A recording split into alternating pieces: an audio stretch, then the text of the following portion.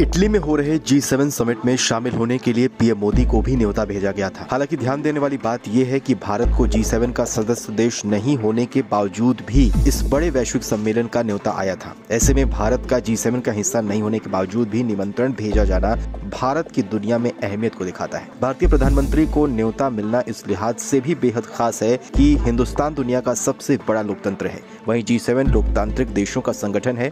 भारत में हुए आम चुनाव में प्रधानमंत्री मोदी लगातार तीसरी बार जीते हैं। वहीं इस बैठक से पहले इटली के प्रधानमंत्री मेलोनी की पार्टी ब्रदर्स ऑफ इटली को यूरोपीय यूनियन के चुनाव में भी बम्पर जीत हासिल हुई है। चुनाव में जीत के बाद मेलोनी G7 के सबसे लोकप्रिय नेताओं में से एक होकर उभरी हैं। वहीं G7 की बैठक के लिए भारत को खास न्योता देकर उन्होंने दुनिया को एक बार फिर भारत की ताकत का एहसास कराया है। भारत की बढ़ती साख का ही नतीजा है कि आज अमेरिका और रूस दोनों भारत को अपने पाले में रखना चाहते हैं और खुलकर भारत के प्रधानमंत्री की तारीफ करते हैं।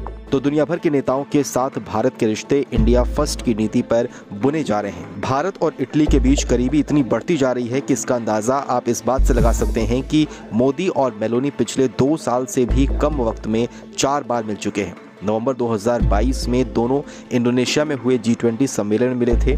इसके 4 महीने बाद मेलोनी भारत के अपने दौरे पर आई थी। फिर दोनों नेताओं की मुलाकात दिसंबर 2023 में COP28 समिट में हुई और फिर आखिरी बार दोनों भारत में हुए G20 समिट में मिले थे।